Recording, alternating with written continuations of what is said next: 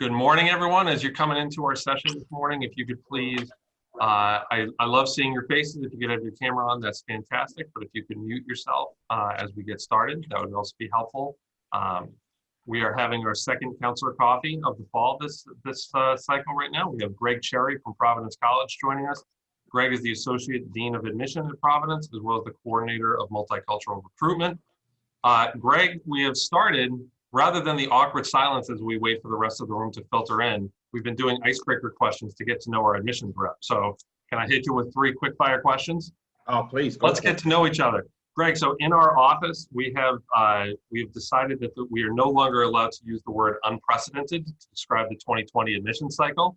Okay. If you can't use the word unprecedented, how would you describe this fall? I would probably use the word, at least on the college end of it, it looks great from what you see on our website, but behind the scene, it's chaos. That's the word that I would use. I hope it's a happy chaos, that there's a little bit of like, well, this is chaos, but at least we're figuring our way through it. It's more of an unpredictable chaos. Like every week we're sort of like figuring things out. Like we don't have any plan that's more than 2 weeks long. That's probably the best way to go about it. We all just spent roughly 6 months in our house and we weren't allowed to go anywhere else or do anything. During the time that you were in quarantine, what is somehow a job around your house that you were not able to get around to despite the time that you were home? We were one of those crazy families that we didn't realize we were in a pandemic, so we bought a home. So when we bought our home, one of my key jobs is to paint the basement.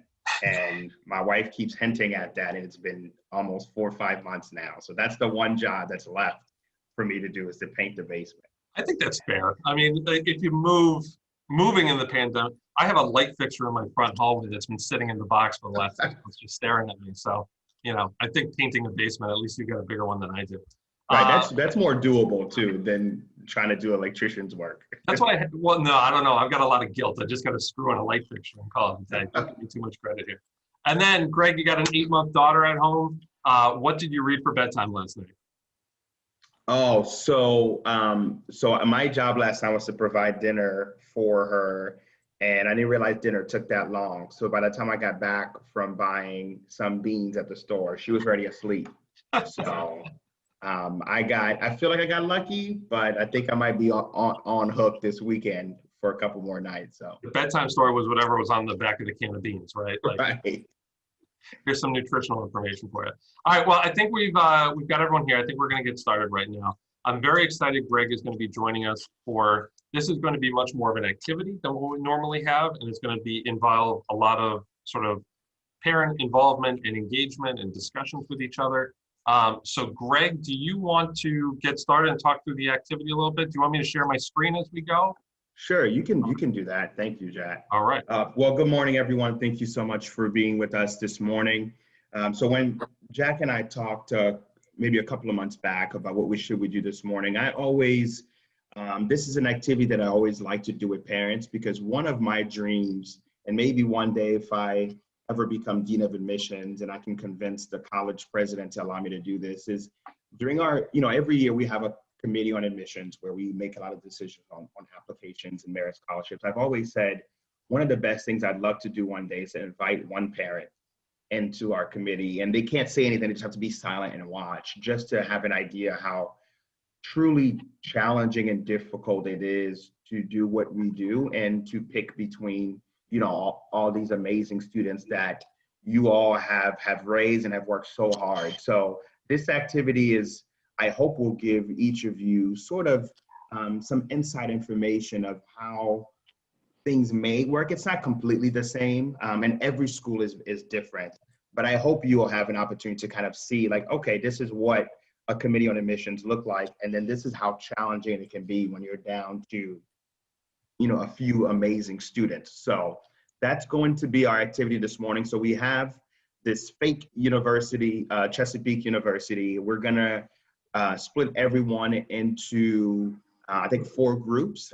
You'll each have an application, and I will give you about 15 minutes to read through the application, which may not sound like a lot of time, but typically we I probably get through an application in about 5 to 7 minutes when I'm reading. Not because I am that good, but because I have 1,200 to get through in about 30 days or so. So I pretty much have no choice but to learn how to read them quickly and be efficient about it. But before we read, I want to make sure that we are on the same page of what we're going to look for in these applications. So we're all pretty much on staff at the Chesapeake University. So all of us, this is our jobs for the next 30 minutes, 40 minutes or so. So Chesapeake is, it's a 7,500 undergraduate student university. It's right outside of Baltimore. So these are things for us to keep in mind. We have 3 academic colleges: College of Liberal Arts, College of Engineering and Sciences, and then College of Business. As you can see there, our mid 50%, ACT is 28 to 32, SAT is 1320 to 1470. You can see on average what our GPA is. So we're a pretty good school here at Chesapeake. You can look at the bar graph there, the pie chart, excuse me, of where our students are coming from on the top right. And then you can see by the numbers at each school, you can see the gender breakdown. That's going to be something for us to keep in mind. And then where our students are by school. So our liberal arts school, has most of our students. And then you can see there, we are Division III sports. But the bottom piece there is really what I want to focus on. So this is what becomes really important for us, is what we call institutional priorities. I always, when I talk to parents, I'm like, when their students don't get a merit scholarship or a student don't get admitted, a lot of times it's not that their students are not a great student, but it's just they might not have fit institutional priorities. So for Chesapeake today, when you read your applications, this is some of the things that we're going to be looking for. As you can see, applicants are applying directly to each of these schools. So that's something for us to keep in mind. So as you can see from the test score breakdown, the College of Engineering and College of Business are more selective. That means it's going to be a little bit more tougher to get into those 2 schools, and it's going to be for the College of Liberal Arts. So we're going to be mindful of what major or which of these schools our student is applying to. And then we need an increase in the number of underrepresented student populations, as well as first-generation students. I'm not sure if you know what Pell eligible students are. Those are students that have significant financial need. So we're gonna need to look at maybe what parents do and don't do. That might give us a hint of whether these students have significant financial need. And then we're gonna also have a priority for students of color, and then also students that are coming from places not close to Baltimore. So these are going to be our institutional priorities as we read our one application. So that's what we're going to keep in mind. Let me see, Jack, do you have that other sheet that has the 4 students and sort of? Do you mean each of their applications, that sheet? No, I thought I shared another one with you. Oh no, the sheet that you shared with everyone, if you remember on the bottom of it, there was a breakdown of all 4 candidates, and there were 3 categories that we're going to look at: academic record, extracurricular activities, and personal qualities. So keep some notes as you're working with your partner or partners as some of the academic record, what are things that stand out in their application. So Greg, I'll turn it over to you now. What I'm going to do is I'm going to share my screen, and I have a Microsoft document. I'm going to take notes as everyone is sharing about each of their students. So if you felt like that was a little overwhelming, that's okay. A lot of us have, this is my 10th admission cycle, so there's years of training. And the good thing is, as Jack had you on different groups, typically you've had 2-3 people that would have read the student's application. So just like today, you're not on your own when you're trying to present this application back to everyone else. So do not worry about that piece of it. Okay, so let's go with Catherine. So all the folks that read Catherine, so tell me a little bit about Catherine's academic record. What are some things that stood out about Catherine? Strong academic record. Okay, do you have some numbers, Laura? Did you write anything down that comes to mind? Yeah, her GPA was 4 over 4, 4.044. I don't know how to read those the HCTs, but it seemed like they were all within the the range. Yeah, but we just need the composite. Did anyone get the composite? I think it was 32, maybe? I Okay. didn't write that down. Oh, here it is. I still have it. I remember it was high. Yeah. Any other 34. 34? Yeah. Okay, Yeah. even better. Mhm. Any other academic information on Catherine? Anything, anybody got a chance to look at her transcript? Anything stood out? Did she have good classes, strong classes? Yes, she took quite a few AP classes Okay. in the most recent year, both in the first and second semesters. Perfect. Great. Thank you. 5 different subjects, I think. 1, 2, 3, Okay. 4, 5, yeah. Where is Catherine from? Tell me a little bit about her background. Texas. Okay. Cantonese origin, Chinese origin. Okay. Perfect. But born and raised here, yeah. Okay. Anything about extracurricular activities stood out from Catherine's? She's the captain of the volleyball team Okay. and is a solid violinist, apparently. Okay.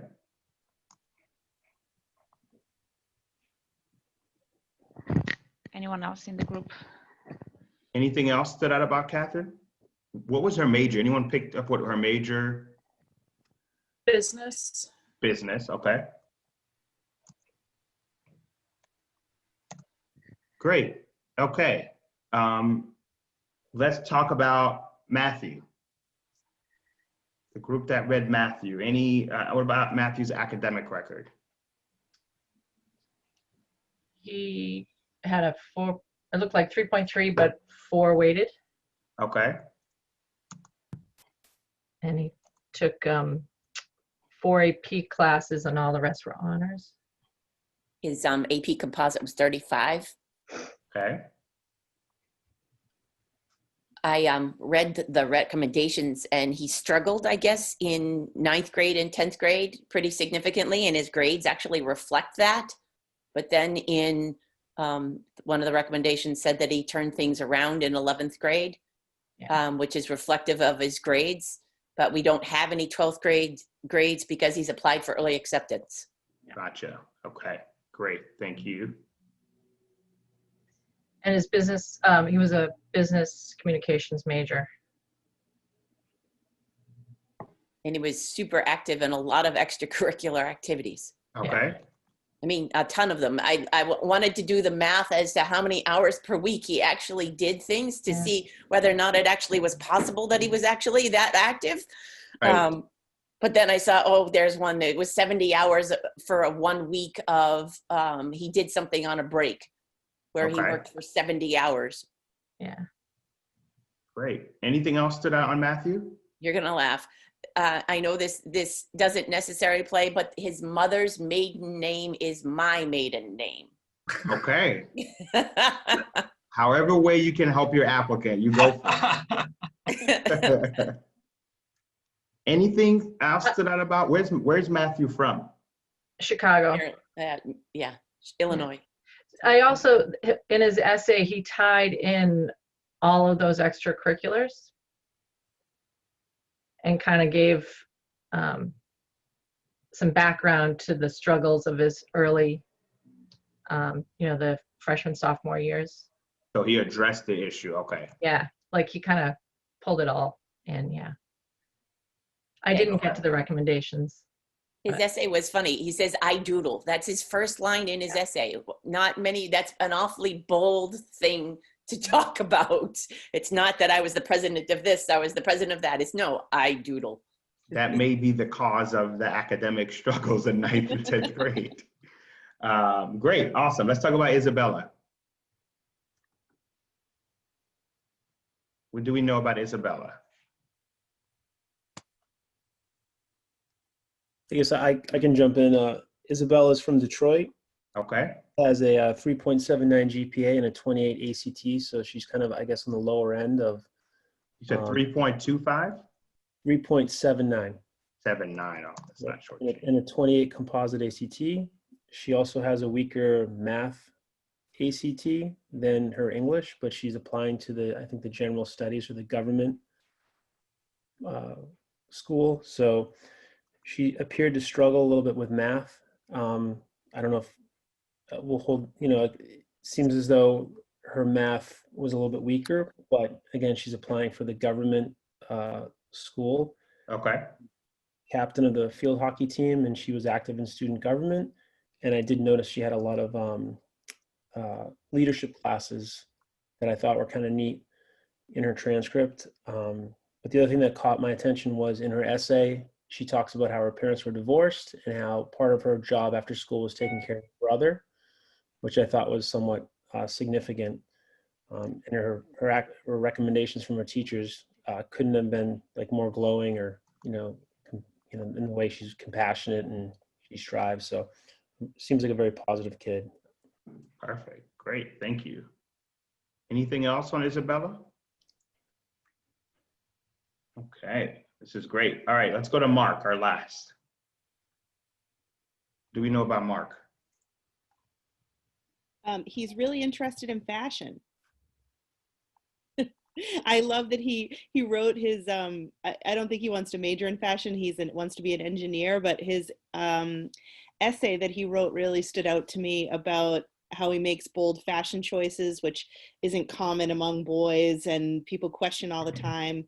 And it seems like he's a leader through his fashion, even though he has to wear khakis and a polo, just like our CM boys. Yeah, great. What are some academic background on Mark? His GPA was 3.28, ACT 29. Pretty solid classes, some APs. I think I saw his senior year. I think he's applying to the engineering science school. Okay. Where's Mark from? Washington State.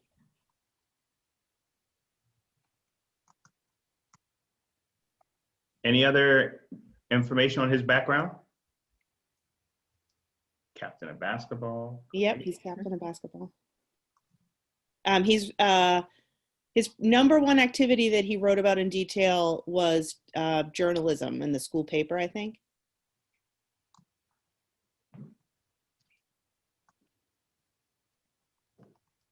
And any input or insight on Mark's ethnicity or race? He's African American. Okay. And I think he speaks and can write Spanish. And one of his activities was working too at Subway, so which I think is a bonus. And I'm trying to think of these applicants because I've done this so many times. Any insight of Mark's parents? Anything interesting there? If anyone remembers? They were both business CEOs, so graduate degree. Where did his mom go to school? Same school, Chesapeake, I believe. Great. Awesome. I think we have good enough information here to make some decisions. So the great thing is you all then get a chance to read all of these applications. That's typically how it works. At PC, we as counselors have to present our own caseload to the other 16 people. So I would stand up and present my students to 16 other people that did not have a chance to read the applicant that I'm talking about. So the list that you're looking at, that's typically what we get. We have to take our own notes as someone else is presenting. So don't feel like, well, I didn't get a chance to read Mark or Isabella. That's typically the case, is that when a counselor is presenting their students, you've never had a chance to see their application. So that's why, I tell students, the more I know about you, the more I can help you, because I myself and maybe another senior staff will be the only person to have read your application. This is good. So based on our institutional priorities, which one of these students or which two maybe stands out as these fit kind of what we're looking for? And think about also where their majors and where they want to go to school as well, if anyone wants to share.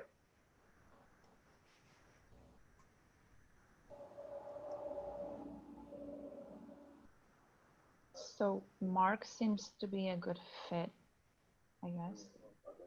Mhm. Sorry for the background. Is he a good fit academically for engineering? I don't think he's a good fit academically for engineering. It's so difficult to look at someone's grades and say that a B is not a good grade. Yeah. But for the rigor that is involved in college level engineering classes, I would worry that he would struggle. Okay. I think Matthew might, I'm sorry, go ahead. No, go ahead. I was just saying, Matthew, with the communications, he received a lot of awards for journalism, and spoke to, as I was saying, spoke to his activities in his essay. I think, I don't know around the date, but he came out during those early years, I believe. And I think that was one of the things that kind of his essay really, like I said, tied everything together about, you really got to know who he was, who he is. Also, first time, neither of his parents have college degrees. Right, yeah. Great. I think Catherine had the academic parameters Yeah. for geographical diversity. She was Okay. from the South that the school is looking to increase, and a female in the business school, which the ratio was higher male female. I found her recommendations though were kind of generic. Okay. Like, she's a Great. nice girl. She, they do breakouts. Awesome. Any of these students you're like, typically when I do this session, we normally have to admit one. We have to admit one, and then we do whatever else we want to do with the rest. We can waitlist two, deny one, but we can only admit one typically when I do this. So if you were making a decision on your own, which of these four would you admit? And maybe we could have everyone put a vote in the chat box right there. So that way, like, everyone has like one stake in the game. Like, Yeah, I like that, Jack. Let's do that. So you only get one vote. You only get one admit vote. And let's make this hard on you. You get one admit, we'll waitlist one, and we'll deny two. okay. So you can only vote one time to admit, one time to waitlist, and you have two deny votes. Does that make sense for everyone? That's harsh. That is life, Robin. That is life. This is life. So we're gonna start from the top. So Catherine, if you had to vote, Jack, can you keep track of that? I can. So how many people would admit Catherine? So you only get to admit one. You could just throw it in a chat, and Jack will record that. See, look how fast these votes are coming in. Look at this. All right, so I think I see 1, 2, 3, 4, 5, 6, 7. So we have 8. 8 admits and 1 wait list. Let's just count the admits for now. Count the admits. For now. Okay. So, all right, so we have 8 admits, okay, and then who would waitlist Catherine? I see Laura said waitlist. Anyone else would waitlist? I see Kendra's waitlist, Anna's a waitlist. All right. So 4 wait lists. All right. All right, and then anyone, wait, so just to be clear, so you only get 1 vote per candidate. So if you vote to admit her, you can't vote any other time on her. Does that make sense? So if you vote to waitlist her, that's your vote on her. Just want to make sure. Okay. Yeah, I think we're We're clear. good? Okay, perfect. So we have what, 4 wait lists? 4 wait lists. Yeah. Okay. And then anyone would deny Catherine? Yeah. Okay, so no denies. Okay, perfect. So who would admit Matthew? Remember, if you've already admitted Catherine, you cannot admit Matthew. So we have 2 admit votes for Matthew. And then who would a third one privately? So Who is voting? No private votes in our group. I All didn't know we votes could here- vote by secret ballot. no all secret. votes I'll put here it are out there. public. Yeah. All right, who would waitlist Matthew? All right, we have 2 waitlists, 3 waitlists. 3 wait list. All right, and then denies for Matthew. Oh, I think a 4th just came in. We're 4th waitlist, okay. Any denies for Matthew? Okay, we're good. All right, let's go to Isabella. Who would admit Isabella? Now we have to deny 2, no more wait lists if we already voted for 1. Right, yeah, so if you already admitted and waitlist someone, then the next 2 people are gonna be denies for you. Oh, okay. I really struggled with the middle 2, Matthew and Isabella, which one to wait list and which one to deny. All right, so we have 2 waitlists for, two denies, excuse me, for Oh. 3 denies. Mhm. And the denies starts pouring in. Isabella just wants to play her field hockey and take the leadership. I think I'd go back and change. So I see. Greg, when you guys are in committee, do you have take backsies? No. That is frowned upon, because that prolongs the meeting. Mm. We have to go back. Okay, so I see lots of denies. Okay, let's go to Mark. Did anyone, okay, so we have another deny for Matthew. So let's go to Mark. Did anyone vote to admit Mark? And I don't think we have any more admits left. Okay, so I'm guessing all these. You're gonna nail, the alumni office is gonna crucify you guys for not admitting somebody that's from the alumni. Right. Yeah, someone Everyone, his parents are understands. CEOs. Like you just, yeah. You just And I nailed think the coffin, dude. I would change mine if I could change. I would change the weight from Isabel to Mark. Gotcha. Okay. So I think if I get this right, Jag, if you Yep. are, since you have the choice, seems like Catherine is our admit. Yep. Matthew is our wait list. Yep. And Isabella and Mark are our denies. Great. So first of all, great job, everyone. This is really, really challenging. And you have, there's a lot of quick admits in the beginning, and then you realize, whoa, I can only use this once. And I've done this case study probably 20 times now, and it's always changes depending on the audience. But I love the point, Kristen, you made about the alumni office. I'll tell you right now, there is no college or university in the world that's denying Mark. That's not. This is where the external factor starts kicking in, right? Because who's gonna go and tell mom that her 29 ACT African-American boy from Washington State doesn't come to, you have to think about engineering, right? What's the profile of a typical engineer? So these are things that are factors.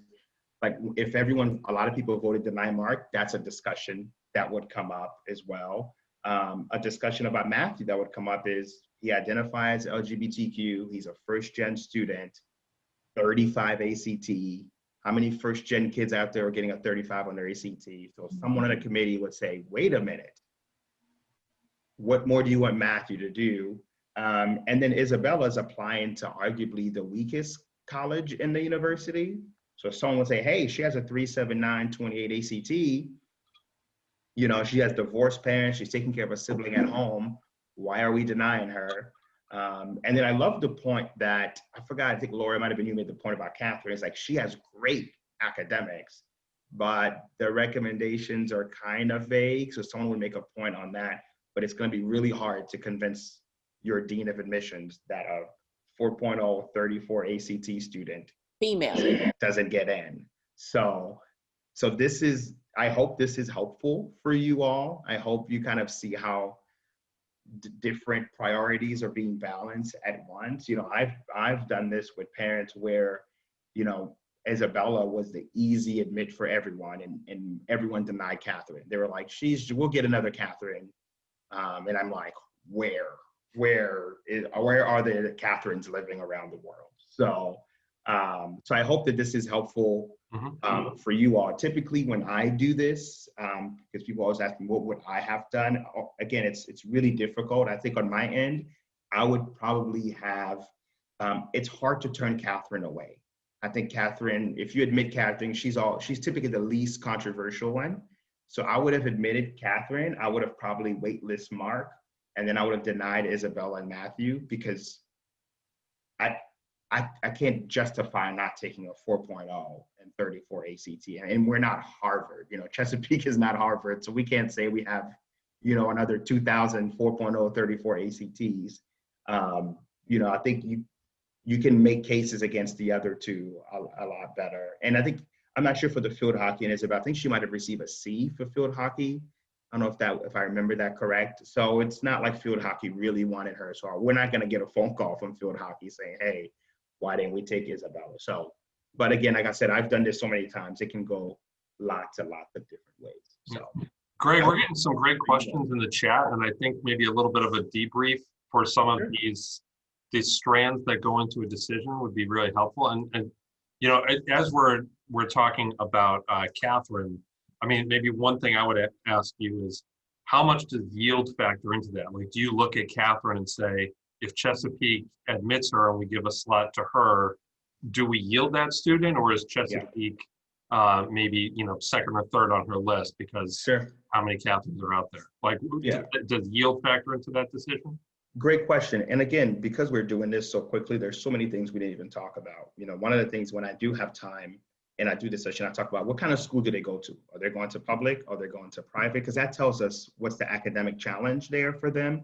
And then we talk about, did they visit? Did they do an interview?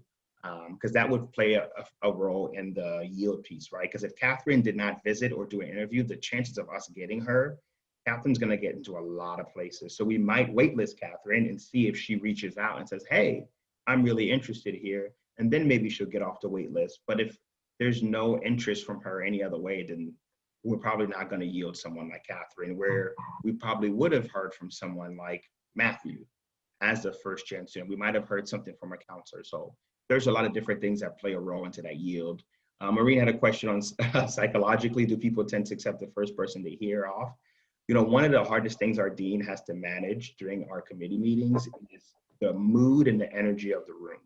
Like, as we get closer to lunch, things slow down a little bit because people start getting fussy. So that's when we're like, okay, let's break for 10 minutes, or as it gets closer to dinner and we're like, and everyone starts realizing we're not going to get to go home as early, we're like, oh, we got to speed this up a little bit. So you may not get 10 minutes to present your student, you might get 5 minutes. So there's a lot of things that play a role psychologically. So our dean's always very mindful of what's the mood, especially after a long discussion, like it gets pretty heated in committee. Because a lot of the times, like for myself as a staff, I may get someone that I think reminds me of myself. And that's always a challenge for our staff members. Like, how do we remove yourself from the, right? Like, this sounds, what you're saying is I couldn't do work here at PC. It's like, no, we're not talking about you. We're talking about Mark, So that's something that plays a role into it as well. Let's see, would be interested to vote again. Well, and I mean, on that point, what Robin just put in the chat, and something we talked about last week with Courtney Campbell of Davidson, and something that comes up often, is as all of you were reading this, I would guess that you sort of wanted to say yes to this person, that there is whatever is in their application, that there's something inherently likable in every single human being. Like, that's one of the things that we do as like every human has value. And then you look and say, this person could do great things here, but does it check all, do they fit what we're doing as an institution? But I love this question too. I mean, especially as we're in 2020 from Kara, it'd be interesting to vote again if we had no standardized test scores, as we won't for many students this year. And we take that hard number out of it.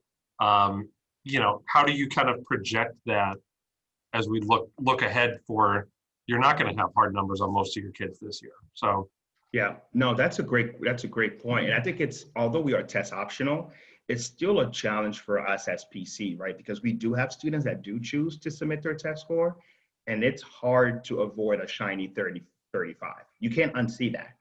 When you see it in an application, it's very challenging to unsee that shiny 35, or that shiny 1340 or 1450 for the students that did choose. So it's our job as counselors to really navigate, like, hey, we can't compare that shiny 35 to another student who did not submit the test score.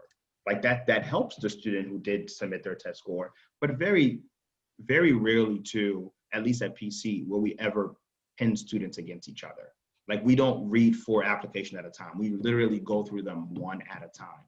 So if we would have done these 4, we would have voted on them. We wouldn't have the option of, okay, you omit one, you waitlist the other. We would have all voted on Mark, and then we would have moved on to Isabella. But where we would have had some challenges is once you admit someone with the academic profile, let's say of Mark with a 3.2829, then that sets a precedence in the room.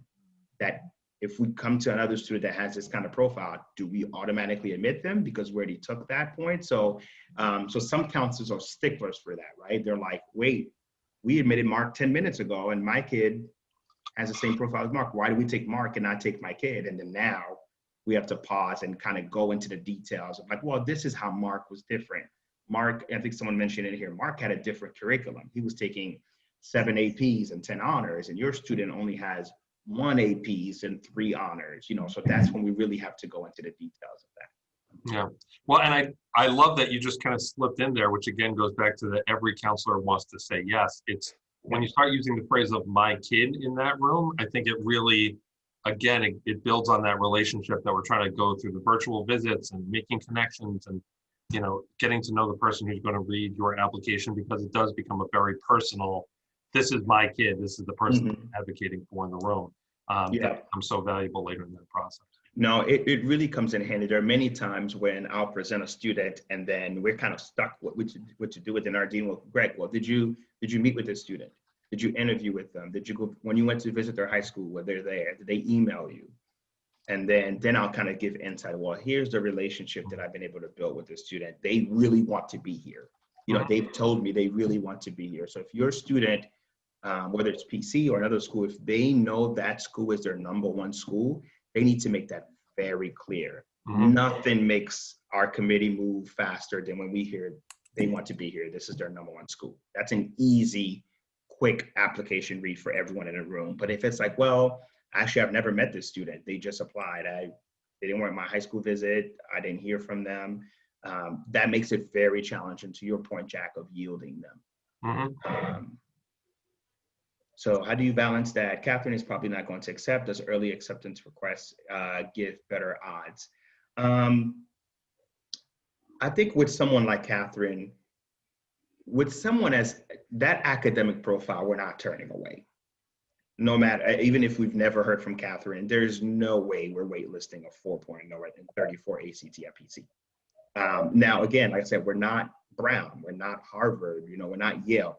Those places, probably, because they take about 5% of their applicant pool. You know, we take about 49% here. So a Catherine will, unless there was another red flag in her application, that's an easy admit for us here at PC. I think the other lower ones, the lower academic profile one may have some trouble with that, but not, Catherine would not have an issue with that. There was a question, what does ACT and SAT help with merit scholarship? It does, because it strengthened that student's academic profile, but it doesn't give them an advantage over another student that does not submit the test score. So we never, and because that would defeat the whole purpose of going test optional. We don't want to punish students for not submitting their test scores. So if we have about maybe 1 or 2 minutes left. Is there a last question or anything else that's just sort of lingering that? Oh, if a student has not yet officially visited the school due to the lack of in-person tours, how will that be looked at in terms of trying to engage the student's level of interest? Yeah, great question, Jody. I think this will be a year where a lot of the ways we've historically looked at admissions will definitely change, right? Because like right now, our campus is currently on quarantine. So if you scheduled a visit this week, you're not coming to our campus this week. So I think a lot of that will change this year, Jody. I think we'll be a lot more lenient to students who did not visit, a student who did not come to camp for a campus visit, but there are a lot of virtual ways to engage us right now. We're doing way more interviews than we've ever done in the past. I mean, I've met with students on Zoom just because they requested, not because they scheduled. And they would say, hey, is there a time we can chat? I'm like, hey, let's get on a Zoom next week. So I would highly recommend encouraging your students to find ways to interact with us, because we're making ourselves a lot more accessible than we've ever done in the past. Because typically right now, I would be visiting 5, 6 different schools in New York City or in the North Shore or Mass right now. But because I'm not traveling, I'm at home. So I'm a lot more accessible than I would be during our travel season. And those send thank you notes. Thank you notes. For the love of goodness gracious, you meet with someone during a virtual visit, you're doing it at CM or you're doing it at Providence or you're doing it at any school. Hey, thank you so much for taking the time to meet with me. That was a huge, just again, one more point of contact where you can keep the conversation going. Yeah. Good point. Your mother was right. You should send thank you notes all the time. Right. And we get a lot of thank you notes, whether it's cards, whether it's an email. I think those are always helpful. I save all of mine that I have. I put them in a drawer or I put them in an email folder. It's just a good reminder when I need to go back. This question that came in, does the student have to explain that lack of a visit or lack of SAT scores because of a lack of availability? I would say, Greg, I'm going to guess this year, not so much. Yeah, I sent Laura an email private. I said, no, they do not, but it helps when they do. I think the biggest thing that I would say to you all as parents is if there's anything in your son or daughter or child's application that can be perceived as a negative, they need to explain that. Mm-hmm. Don't leave it up to us to figure out why they didn't visit. Why is there a C+ junior year? Why, like a lot of, if there's a suspension or something like that, anything that can be perceived as a negative, students should explain that. Because for me as a reader, if I'm reading an application and and you're a business major and you have a C+ in calculus senior year, that makes me pause, right? So if I have to pause and then there's nothing to explain that, then again, I'm gonna get that question in committee. Like, wait, Greg, you want us to admit Catherine, but she has a C+ in calc senior year. Can you help us understand what that is? And, and a lot of times when there is a major red flag, I will call the counselor. Mm-hmm. I'll say, hey, Jack, I have a lot of pause here about Mark. Can you help? And sometimes Jack will be able to help me. And then sometimes I don't know, so. Jack always helps, Greg. Come on, you can. And sometimes I'll email the students and, hey, can you explain that to me? But that's because we're a small school. Right. If you're looking at schools that are 10,000 students, they're not calling a student. They're not calling a counselor to explain anything because they don't have the time to do that. Whereas I'm a little confused as to where and what is the best method. I was initially under the impression that the special COVID-19 response section that's been added to the Common App would be the place to say, my SAT was canceled 4 times. My leadership activities during summer going into senior year didn't happen, and this is what they were supposed to be. But last week with the admissions person from Davidson, she said specifically not to do that. So where, in terms of communicating as much as possible to you, where is the place to address those deficiencies? Yeah, great question, Robin. I think this is what happens too when you do these sessions with different schools and different size schools too, because you're gonna have some different answers. I'd say for us, if you can fit it in the application, do that. Like there's some parts in the application where students can write some notes. They can do that, or just have them send us an email. Have them draft an email to us and say, hey, this, whatever the issue may be, this is what it is. I just want to make sure you knew that. I get those emails every year. And what I do is I just add that email to their application so that when I'm getting to that, reading that application in November and I don't remember I got that email, the email is in the application file. I would also say, at a school like CM, where you have counselors with a lower caseload, where you have counselors who can work with, that's something we can work on together to develop a strategy to say, okay, what am I going to address in my letter? What are you going to use that COVID section for? What are we going to put in the essay? What are, those technical, logistical things? Because what we also don't want to do is you address it in the COVID section and then you send an email and then I put it in the counselor letter and all we're talking about is one thing. We kind of want to have what's our communication strategy so that everyone's looped in, but it's also, we don't want the only thing in the application to be, I was going to be the captain of the baseball team in the spring and then baseball season got canceled. But we want to highlight as much of the positives of your son's academic experience. Yeah. So we can work together. All right, Greg, thank you so much. This is an incredibly helpful Absolutely. session. I appreciate, and this was a shared responsibility. Everyone did some work this morning. So thank you all for participating. And I hope you have a fantastic day. Great. Thank Thank you you. all so much. Thank you Thank very you. much. All right. Have a great day, everyone.